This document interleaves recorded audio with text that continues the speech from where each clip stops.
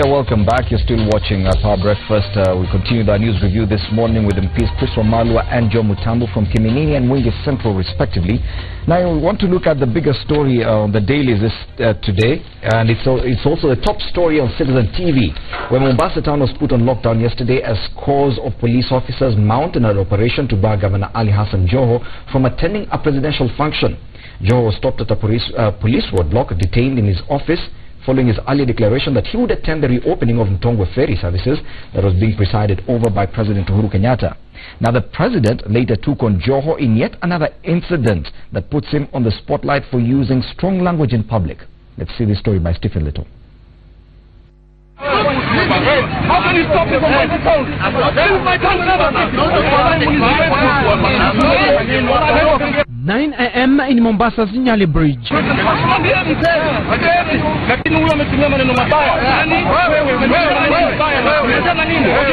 Mombasa Governor Hassan Ali Joho is determined to attend the reopening of the Mtongwe ferry services. That is backwardness.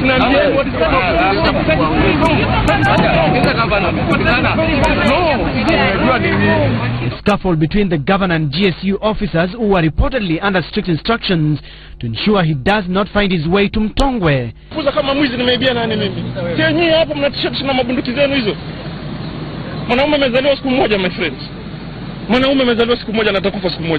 Police officers conducting thorough searches that saw the town descend in a gridlock, the governor's motorcade getting caught in the chaos that lasted nearly 1 hour.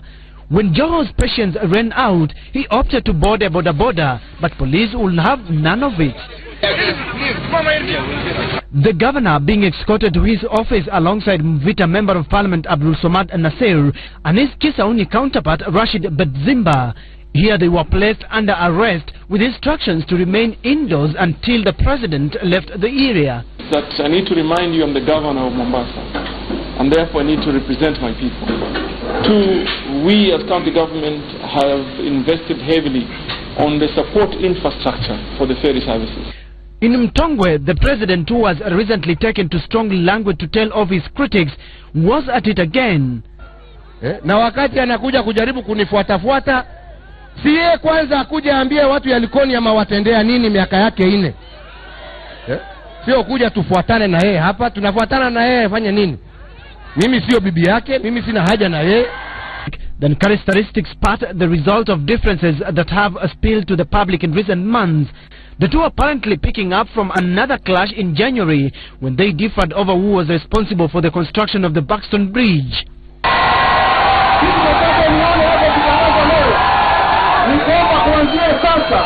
Jubilee government itawapa mabilioni kadhaa kwa watu wa Mombasa kwa miradi mipya. Na mimi nikisema hivyo sina uadui na mtu. Siasa ni kujitetea. Kunayo wakati wa siasa na kunayo wakati wa Kenya wanajumuika pamoja kwa sababu ya maendeleo. Na hiyo ndio njia pekee ambayo tutaokoa nchi hii yetu ya Kenya. Nataka niwaambie, mimi sitishiki na siogopi kutembea kila kona ya Kenya tukiendelea na yale ambayo tunafanya kuhusu maendeleo. The teeth and escalation of differences as President Kenyatta led Jubilee in a search for votes in the area. In Nairobi, ODM leaders condemning what they termed as harassment of the ODM governor. Sought to make the record straight, they sent a battalion of armed GSU officers to barricade his residence and the office of the governor of Mombasa. He was unlawfully barred from discharging his constitutional mandate because the president feared to face the truth.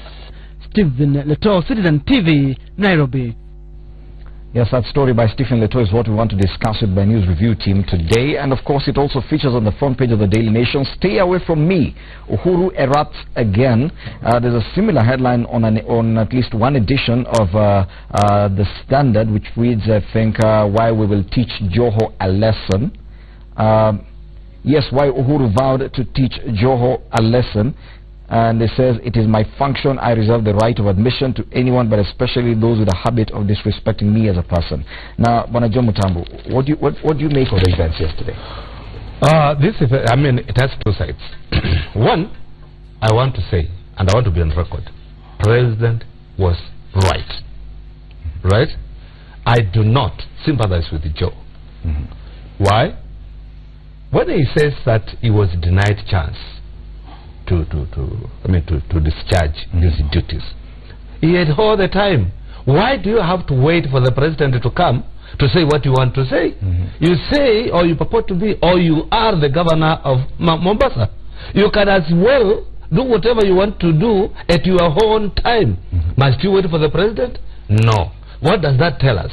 He just wanted to go there to cause chaos.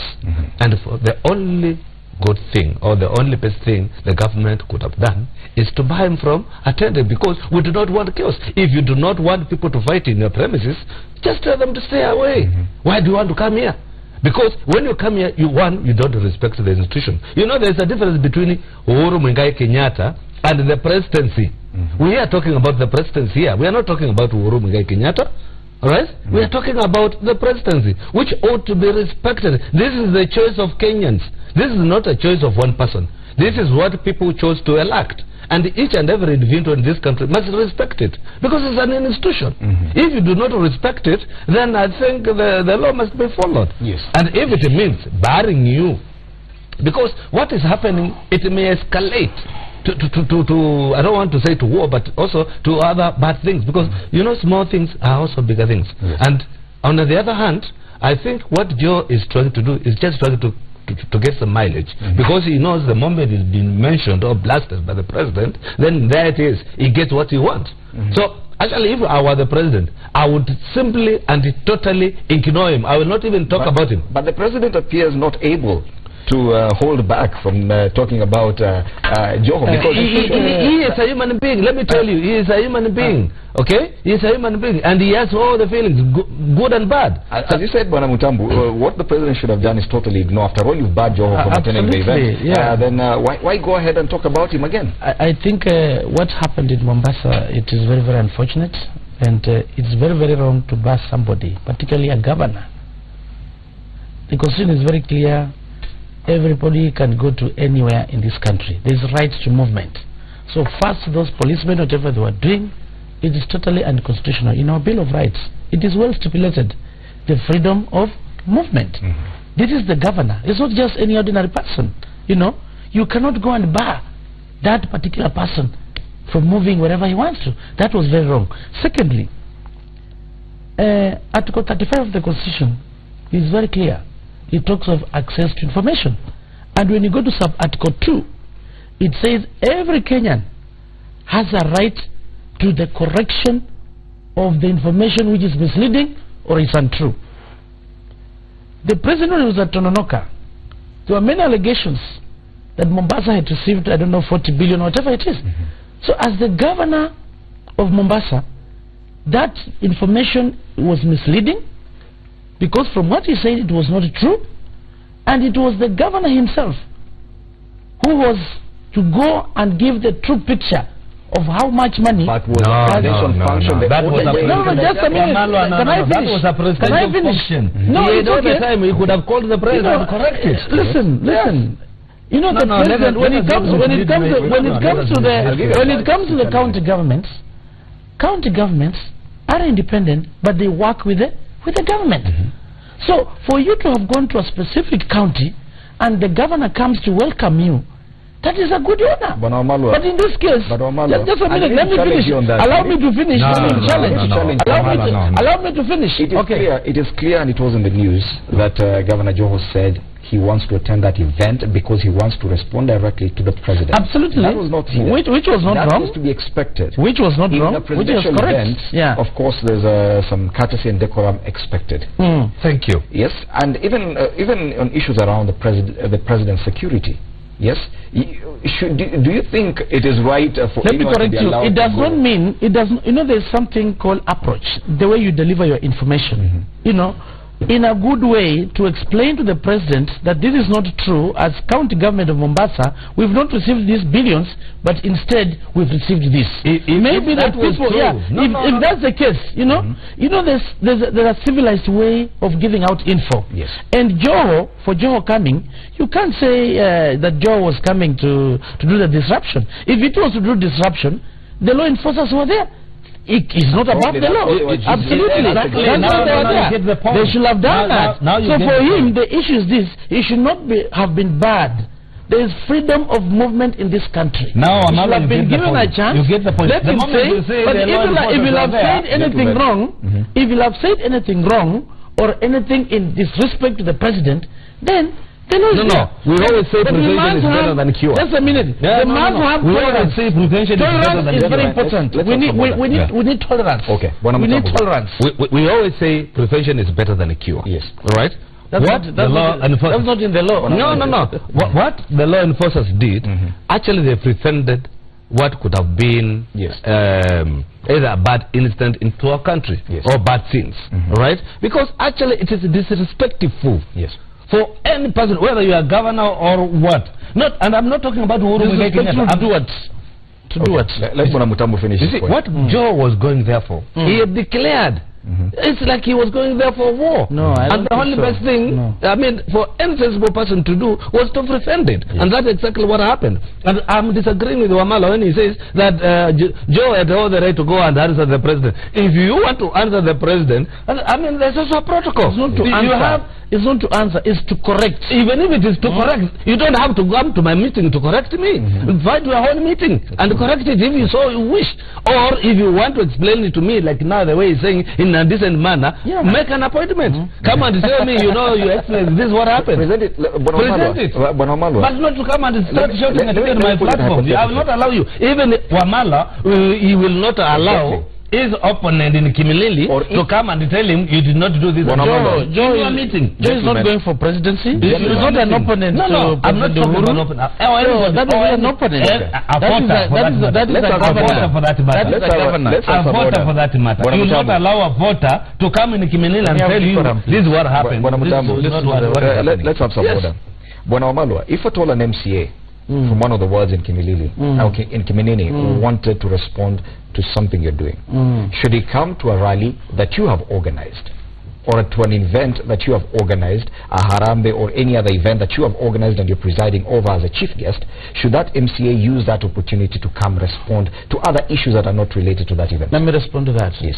An MCA is elected by the people. Yes. In that particular constituency, I'm also elected by the people. But if at all something has been said which is misleading, if that MCA is there in that forum, we'll allow him to make it correct.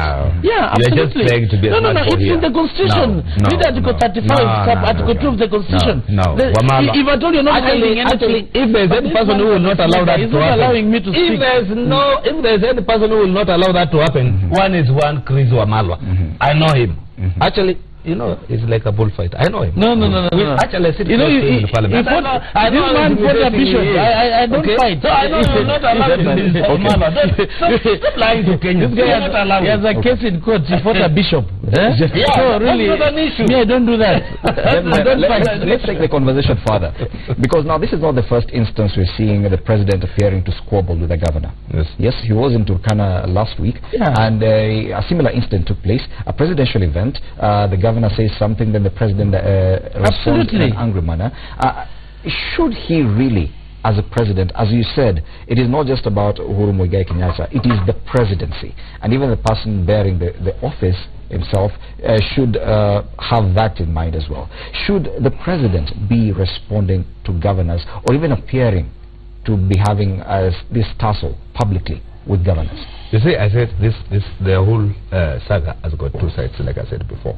And actually, Mala said it even in a better way that you have a right also to respond. You know, there's intelligence.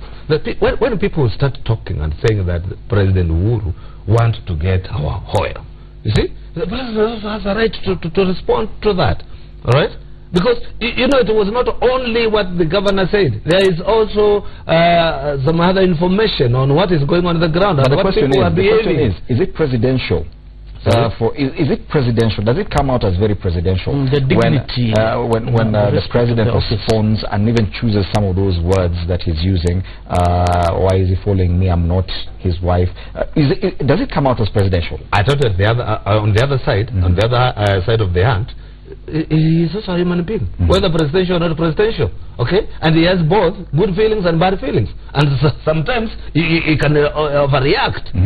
So the word erupt, we can excuse him. So the word used on the front page of the Daily Nation, Uhuru erupts again. Do you agree with that word? I would not say he erupted. Yes, he just told him the truth. Okay. Why are you following me? I think in the Muli it is. The president looks, I don't know, frustrated or stressed, and I think we call upon his advisors. It is from the way he has been responding to things. Actually, Kenyans are getting worried. If you look at the way the social media was, you know, presidency is an institution. It's a symbol of unity. It has its dignity and respect. We need to call upon tolerance. We want the president to be tolerant. When you're in the public office, people will say all sorts of things, but you don't have to.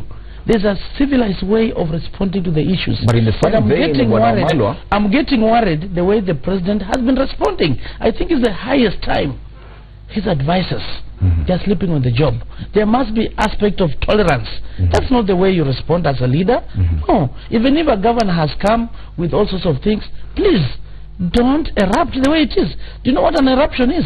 Look at the in geography, you know, to erupt. It is very disrespectful. It's very unpresidential. So whatever frustrations are there, we call upon the president to be humble the way he has been, to be tolerant, you know. But, you know, we're approaching elections and people are worried. But people don't want to go home. Would you say the same thing for anyone trying to go to a presidential event to challenge the president directly? Is it respectful? It's not challenging. You know, we have a right to information. If some information has been given and is misleading, it does not harm when another person comes and gives the correct picture. So long as it is done in a civilized manner. When you tell it to his face? Like what Nanok did, and there was nothing wrong, because he said, Your Excellency the President, the amount of money that has been given to the people of Turkana is not these billions, but the correct picture is this amount of billion. There's nothing wrong. And when I looked at Nanok, he was not disrespectful. Even last time, Joho, when they were together with the Excellency the President, he indicated maybe how much money the county government has given in, like the issue of the ferry services. These are things which are devolved. And Governor Joho made it very clear that the county government has also been part of that success. So to me, I don't see anything wrong. You see, if he is coming in a way, in an eruption, if he also erupted, that's a different case. We must have tolerance. We must be humble as leaders. And I don't see why the president is fearing Joe. He's making Joe a hero, by the way. Yes, if he doesn't know. You see, Governor Joe is in record on blasting the president. He did it once, right? And if I was in the president's shoe, I would not allow him again. Yes. Why? Because he stood in front of the nation. You know, when the president is addressing a crowd, that picture is taken as he is addressing the nation. And he said, he told the president, this, Mradi, it was for World Bank. Which is true. Okay, and I want to tell him, you see, if today I marry a wife and they are pregnant, that baby is mine. Okay, I take care of it. And what Joe did not go further to tell Kenyans that even if there is a deal signed by either previous regime, there are also other involvement which are undertaken by the current government for it to actualize. For it to actualize. So who did all that? It is the current government. Did Joe tell the people that? He did not. He only said he Mradi near World Bank. But before, yes, it is a World Bank project, but before it gets actualized, then there's government involvement. Right? And there's what government does to make it happen. If government says, okay, because there's a World Bank, we are not going to touch it, it will stay idle. Did Joe correct that? No. So he's giving me information. Finally. And once he does that, so the Kenyans will understand, so this was done by World Bank, not the government of Uhuru Muigai Kenyatta. But so we all right to come and say, you know, it is my baby. Finally, the presidency is not about the individual. The governor's position is not about the individual. Do we have a proper understanding of the roles of the president vis-a-vis the governor to avoid such squabbles in future? Because the president could be anyone, and the governor could be any other individual, including yourself. Do we have anything in place to ensure we do not have these squabbles in future between the president and the governors? Yes, we have. Because the constitution is very clear. But what governors perceive themselves to be, by the virtue of them being elected, they think that they are equal to the president. And this is where the problem is. And when we talk of 47 or 48 governments, they think that they also have their own governments. Alright? But what they do not understand is that they only have their kiosk in my supermarket. Now allow me to speak. This is how they need to understand. Because the head of them is the head of the state. They operate within the state. And who is the head of that state? Is the president. But they don't understand it. The constitution is very clear. The role of presidency is well outlined. The role of the governor is well outlined. They have their areas of jurisdiction. The president is the CEO of the entire country. The governor, absolutely, the governor is the CEO of the county government. Look at what happened in Makueni. After that report of that was put in place, it was at the discretion of the presidency to put a tribunal in place, maybe to suspend the government. That tells you the national government also, there's a way of checks and balances of the county government. They work together. There are checks and balances. But where the information being given maybe is not true or is misleading, each government has a right to come and say, hey, this is the correct position. Again, Schedule 4 of the Constitution is very clear. The functions are there for the national government, and we have functions for the county government. And you also have functions that they can work, they can cooperate together. Look at the health. For instance, matters of health in the county government, which is devolved, the national government has also been giving support through the machines we've been seeing, the diagnosis machines, all those equipment they've been giving. So you are working interdependently together. So when the president goes somewhere, first and foremost, he needs also to recognize the local leadership of that particular area. There's that element of accountability. There's that element of working together. You cannot work exclusively without relying on each other. That interdependency is there. And this is what should be embraced. But we're having a problem of communication. Absolutely. Because surely then, if they are working together, there should be a system where if the president and the governor disagree on an issue, then they have a way of communicating without it playing out in public. Exactly. Is that the problem that we have? I said, and I'm going to repeat, and I think you remember very well, when we were elected, and I went through our constitution, and I looked at our country, and I said, this is a problem in making. We are creating some monsters here. These governors, they will come and give us problems. And that's why actually I proposed. I don't think the governors are giving us problems. Let me talk. Don't mislead. Let me talk.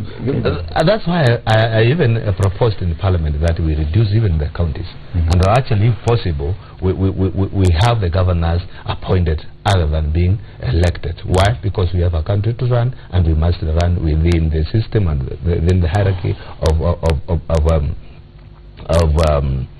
respecting one another. Because this is not happening. You remember very well, the same show, okay, on a national television, telling the president, you've been elected, I'm elected, period. What does that tell you? This tells you is one person who does not respect not only the president, but also you don't respect the people who elected him. Because the people who elected him, they wanted, they elected him in the premise that there is a person who will understand the Constitution. But does he understand the Constitution? I think, to me, when we are talking, I was listening. And that's why I say sometimes you are too temperamental. You need to learn also to listen. I'm not temperamental. Because when you don't listen, you will not understand. So, if we take our country to this route, whereby a governor is elected somewhere and they feel that yes, because I'm the CEO of this country, then I should do what I want and I will respect no one, including the presidency, then we are killing this country. This country does not belong to governors. This country belongs to 40 million Kenyans. Alright? And we have, like he is saying, that right to be anywhere we want in this country. And the moment we leave them to behave the way they are behaving, we are going to wreck this country. And we cannot accept it. Simple as that. I think I need to draft a bill on respect so that we have a clear framework to be able to understand what you mean of respect. Just like hate speech, when you look at the national cohesion that act, you find that the definition of that hate speech is only based on the ethnic. There's no clarity. And the legislative authority is only in Parliament, not anywhere else. Yes. Where him and myself, we can be able to do this. This issue of respect, I think, is being used depending on your interests. I think this is the highest time that we must have a law in place to provide a clear framework when it comes to respect. Because if somebody has given misleading information and you come and correct it, as outlined or stipulated in Article 35, Sub-Article 2 of the Constitution, then somebody say that is disrespect, then that is no, you know that we have freedom of expression. How do you correct it? Can I finish, please? How do you correct it? Let's allow it. Yeah. Okay. There's that freedom of expression, and freedom of expression does not mean issues of hate speech or misleading. Precision must be there. You know what is happening to His Excellency the President at the moment? It is worrying. I don't know why the President looks maybe stressed or frustrated. I don't know. It's the highest time. Maybe he should consult rest, or maybe consult a doctor, because the way he's been erupting, starting from Turkana, we've seen it in Mombasa. Next time he comes to why are you not telling us the way governors are behaving? Yes. Why are you not telling us the other side? Why are you rubbing on all one side? You know, if you want to be fair, you should also address the both sides. Talking. Sorry? No, it was his chance now. It was his chance now. Yeah. But anyway, gentlemen, I think we need a break so that at least even the emotions in studio can at least calm a bit before we return. We'll come back and discuss these and a lot more headlines. That's after the break.